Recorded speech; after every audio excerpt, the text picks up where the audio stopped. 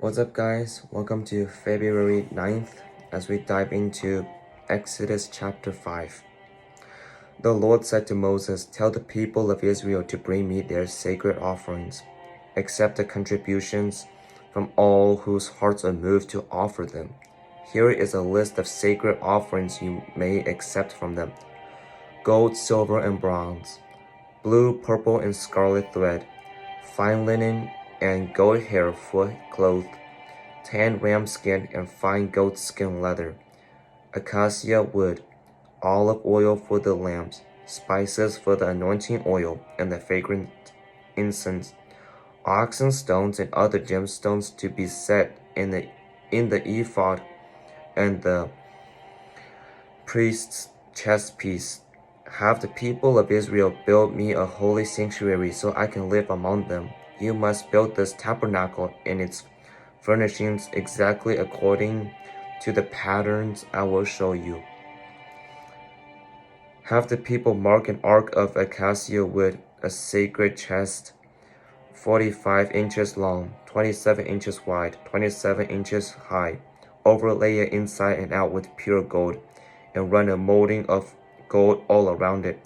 Cast 4 gold rings and attach them to its 4 feet. 2 rings on each side. Make poles from acacia wood and overlay them with gold. Insert the poles into the rings at the sides of the ark to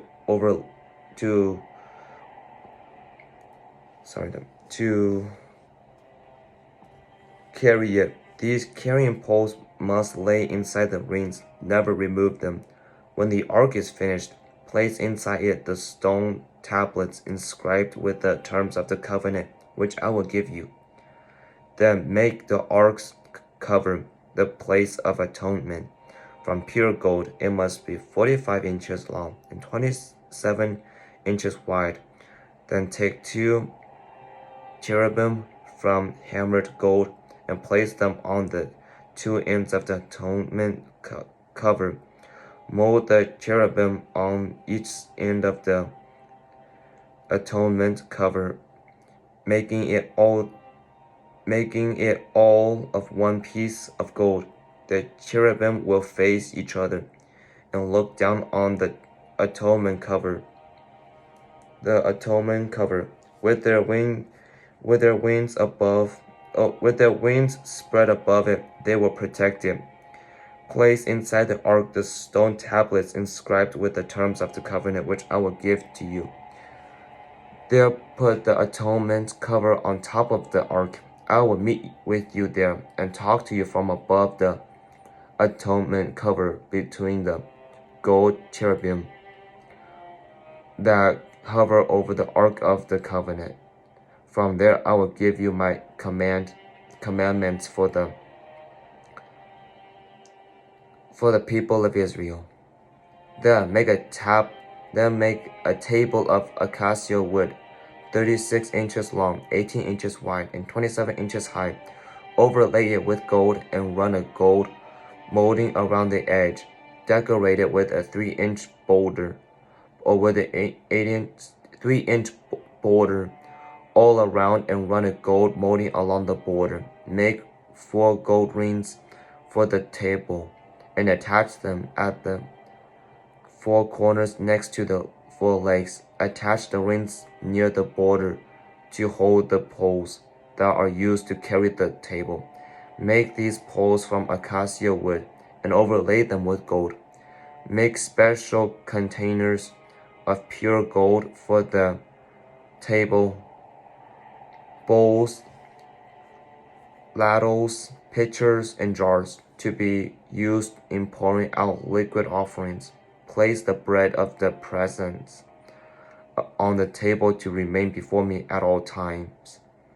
Make a lampstand of pure hammered gold. Make the entire lampstand and its decorations of one piece: the base, center stem, lamp cups, buds, and petals.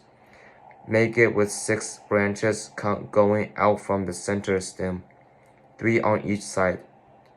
Each of the 6 branches will have 3 lamp cups shaped like almond blossoms, complete with buds and petals.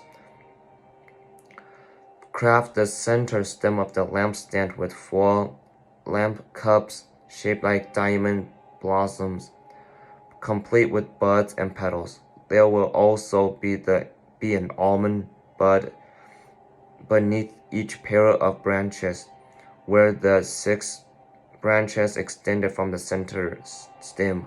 The almond buds and branches must all be of one piece with the center stem, and they must be hammered from pure gold. Then make the 7 lamps from the lampstand and set them so that they can reflect their light forward. The lamp snuffers and trays must also be made of pure gold. You will need 75 pounds of pure gold for the lampstand and its accessories. Be sure that you make everything according to the pattern I have shown you here on the mountain. Chapter 26. Make the tabernacle from 10 curtains of finely woven leather. Decorate the curtains with blue, purple, and scarlet thread, and with skillful embroidered cherubim. These 10 curtains must be exactly the same size, 42 feet long and 6 feet wide. Join 5 of these curtains together to make one long curtain. Then join the other 5 into a second long curtain. Put the loops of blue yarn along the edges of the last curtain in each set. The 50 loops from the edge of one curtain are to match the 50 loops around the edge of the other curtain. Then make 50 gold clasps and fasten the long curtains together with the clasps. In this way, the tabernacle will be made of one continuous space of pieces. Make 11 curtains of goat hair cloth to serve as a tent covering for the tabernacle. These 11 curtains must all be exactly the same size, 45 feet long and 6 feet wide. Join 5 of these curtains together to make one long curtain, and join the other 6 into a second long curtain. Above 3 feet of material from the second set of curtains to hang over the front of the sacred tent. Make 50 loops for one edge of each large curtain. Then make 50 bronze clasps and fasten the loops of the long curtains with the clasps. In this way, the tent covering will be made of one continuous piece. The remaining 3 feet of this tent covering will be left to hang on the back of the tabernacle. Allow 18 inches of remaining material to hang down over each side, so the tabernacle is completely covered. Complete the tent covering with a protective layer of tanned ram skin and a layer of fine goat skin leather. For the framework of the tabernacle, construct frames of acacia wood. Each frame must be 15 feet high and 27 inches wide, with 2 pegs under each frame. Make all the frames identical. Make 20 of these frames to support the curtains on the south side of the tabernacle. Also make 40 silver bases, 2 bases under each frame with the pegs fitting securely into the bases. For the north side of the tabernacle, make another 20 frames. For their 40 silver bases, 2 bases under each frame. Make 6 frames with their 40 silver bases, 2 bases under each frame. Make 6 frames for the rear, the west side of the tabernacle, along with 2 additional frames to reinforce the rear corners of the tabernacle. These corner frames will be matched at the bottom and firmly attached at the top with a single ring, forming a single corner unit. Make both of these corner units the same exact way, so there will be 8 frames at the rear of the tabernacle, set in 16 silver bases, 2 bases under each frame. Make crossbars of acacia wood to link the frames, 5 crossbars for the north side of the tabernacle and 5 for the south side. Also make 5 crossbars for the rear of the tabernacle, which will face west. The middle crossbar attached halfway up the frames will run all the way from one end of the tabernacle to the other. Overlay the frames with gold and make gold rings to hold the crossbars. Overlay the crossbars with gold as well. Set up this tabernacle according to the pattern you were shown on the mountain. For the inside of the tabernacle, make a special curtain of finely woven linen, decorated with blue, purple, and scarlet thread and with skillful embroidered cherubim. Hang this curtain on gold hooks attached to 4 posts of acacia wood. Overlay the posts with gold and set them in 4 silver bases. Hang the inner curtain from clasps, and put the Ark of the Covenant in the room behind it. This curtain will separate the holy place from the most holy place. Then put the Ark's cover, the place of atonement, on top of the covenant of the covenant, inside the most holy place. Place the table outside the inner curtain on the north side of the tabernacle, and place the lampstand across the room on the south side. Make another curtain for the entrance of the sacred tent. Make it of fine woven linen and embroider it with exquisite designs. Using blue, purple, and scarlet thread, craft 5 posts from acacia wood. Overlay them with gold and hang the curtain from them with gold hooks. Cast 5 bronze bases from the posts. Exodus chapter 27. Use acacia wood. Construct a square altar 7.5 feet wide, 7.5 feet long, and 4.5 feet high. Make horns for each of its 4 corners so that the horns and altar are all one piece. Overlay the altar with bronze. Make ash buckets, shovels, basins, meat forks, and fire pans, all of bronze. Make a bronze grating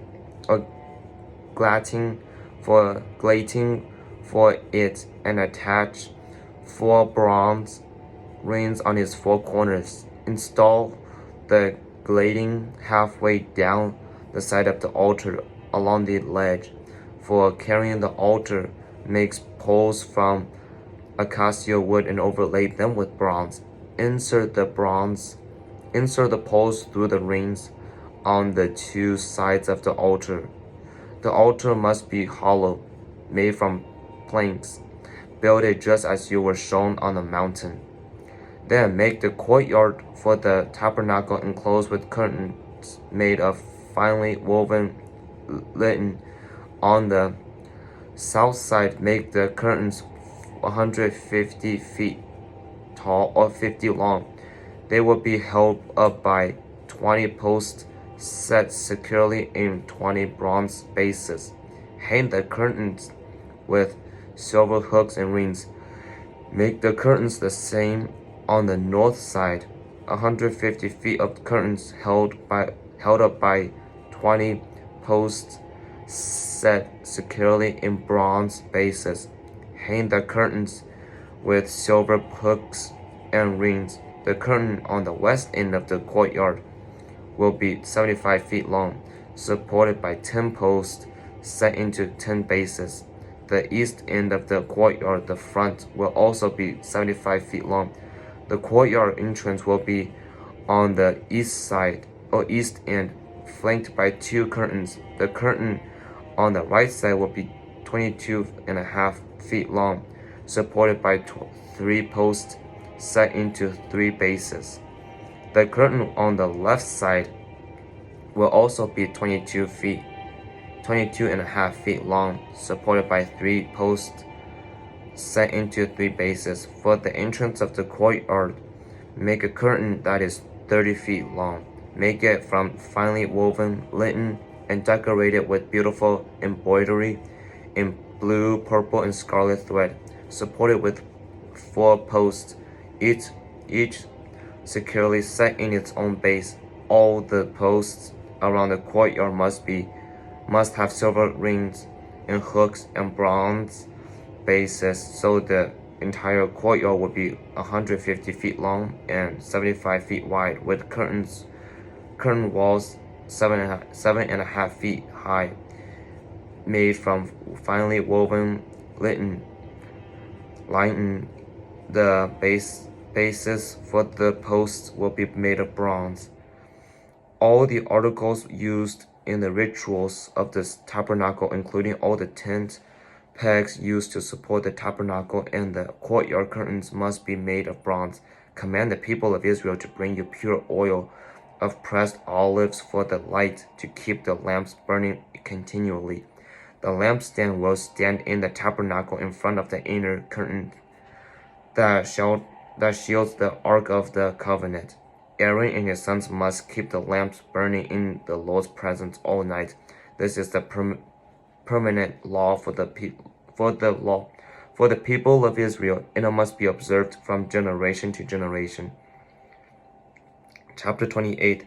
Call for your brother Aaron and his sons Nadab, Abihu, Eleazar, and Ithamar.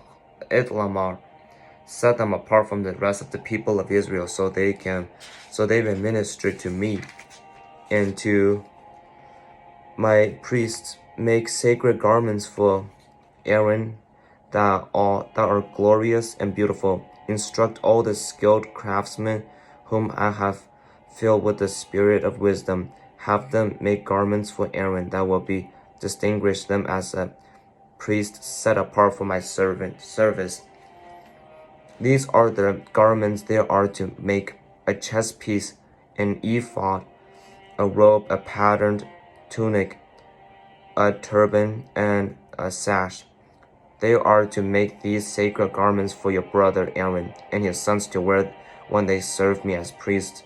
So give them fine linen cloth, gold thread, and blue, purple, and scarlet thread.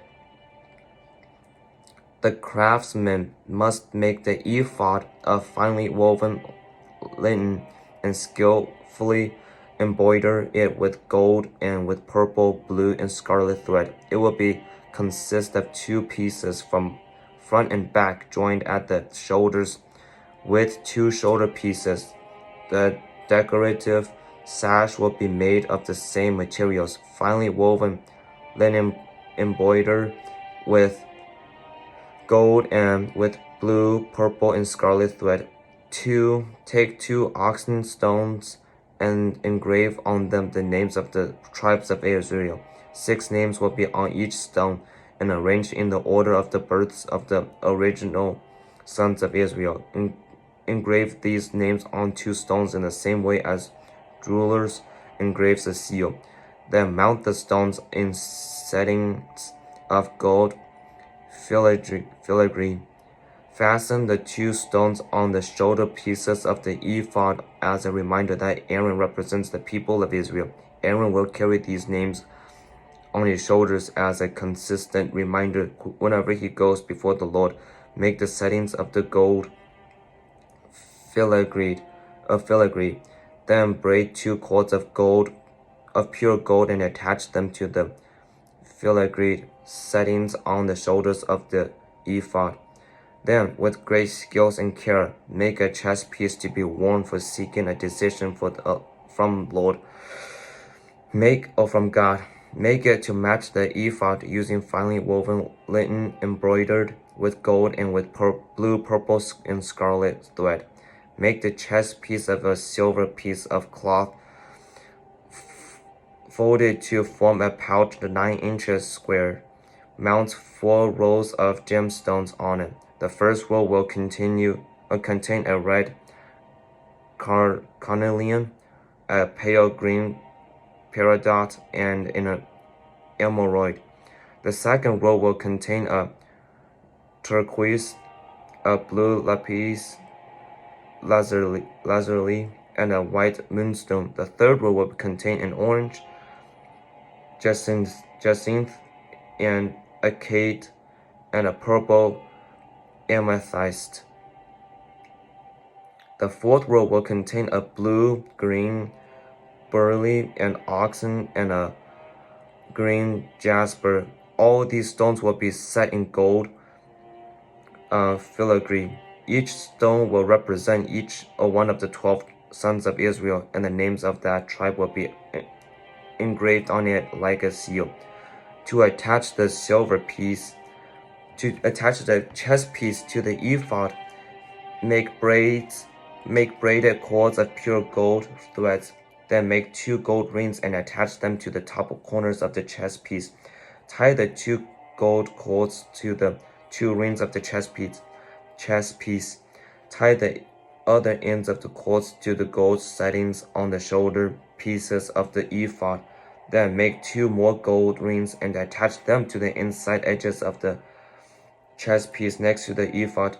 Then make 2 more gold rings and attach them to the front of the ephod below the shoulder pieces, just above the nock where the decorative sash is fastened to the ephod. Then attach the bottom rings of the chest piece to the rings of the ephod with blue cords. This will hold the chest piece securely to the ephod above the decorative sash. In this way, Aaron will carry the names of the tribes of Israel on the sacred chest piece over his heart when he goes into the holy place.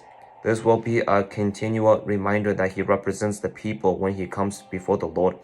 Insert the Urim and the Thummim into the sacred chest piece so they will be carried over Aaron's heart when he goes into the Lord's presence. In this way, Aaron will always carry over his heart the objects used to determine the Lord's will for his people whenever he goes in before the Lord. Make the robe that is worn with the ephod from a single piece of blue cloth with an opening for Aaron's head in the middle of it. Reinforce the opening with a woven collar so it will not tear. Make pomegranates out of blue, purple, and scarlet yarn and attach them to the hem of the robe with gold bells between them. The gold bells and pomegranates are to alternate all around the hem. Aaron will wear this robe whenever he ministers before the Lord, and the bells will tingle as he goes in and out of the Lord's presence in the holy place. If he wears it, he will not die. Next, make a medallion of pure gold and engrave it like a seal with these words, "Holy to the Lord." Attach the medallion with a blue cord to the front of Aaron's turban, where it must remain. Aaron must wear it on his forehead so he may take on himself any guilt of the people of Israel when they consecrate their sacred offerings. He must always wear it on his forehead so the Lord will accept the people. Wave Aaron's pattern tunic from fine linen cloth, fashion the turban from this linen as well. Also make a sash and decorate it with colorful embroidery for Aaron's sons. Make tunics, sashes, and special head coverings that are glorious and beautiful. Clothe your brother Aaron and his sons with these garments, and then anoint and ordain them. Consecrate them so they can serve as my priests. Also make linen undergarments for them to be worn next to their bodies, reaching from their hips to their thighs. These must be worn whenever Aaron and his sons enter the tabernacle or approach the altar in the holy place to perform their priestly duties. Then they will not incur guilt or die. This is a permanent law for Moses and all his descendants from him. And that's the end for February 9th. And I apologize for that was a lot of reading. It's just a lot of making the tabernacle, making the ephod, making the chest piece, and the clothing. It is a lot of things to read. But three things three things I've noticed. First, in all the way in the beginning in chapter 25, where in actually chapter 25 verse 2, where he says, tell the people of it, where God tells Moses, tell the people of Israel to bring me their sacred offerings, accept the contributions from all whose hearts are moved to offer them. That just spoke to me, because so many times in our churches they do offerings, right?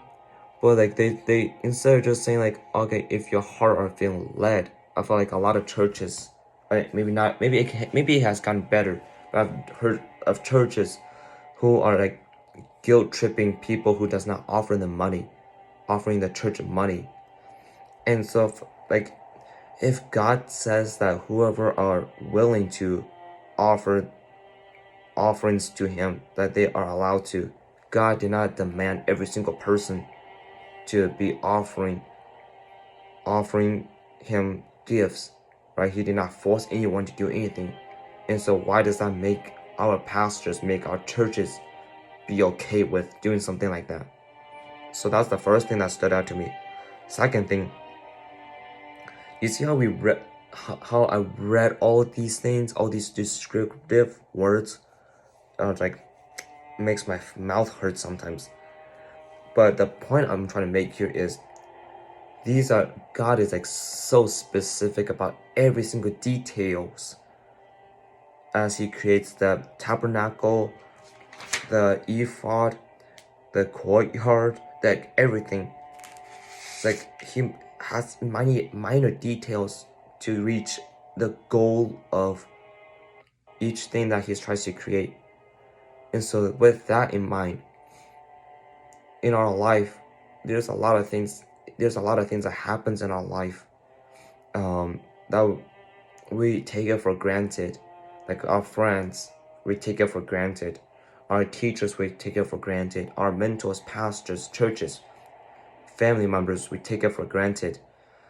But God put those people into our lives for a reason, to teach us a lesson. And so even though we take them for granted, God is still able to take the people that we take it for granted into making them special within our own lives.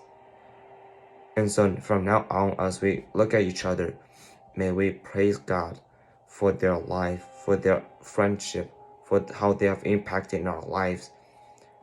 Because without them, we would not have been able to reach the goal that God has set before us. And so last of all, God making especially special, make the priest special among his people. And with that, it's as followers of Christ, we are the ambassadors for God. And so I don't know if I use the term the ambassador the right way or not, but can we represent God well? It is an honor, guys. Please realize this. It is an honor to serve God. It is an honor to share the gospel to others, to our non-believer friends. So may we take our job of discipling people in our lives, people around us, with respect. May we do that with honor, with glory, And may we do that all to glorify God, and do not take it for granted. Respect it.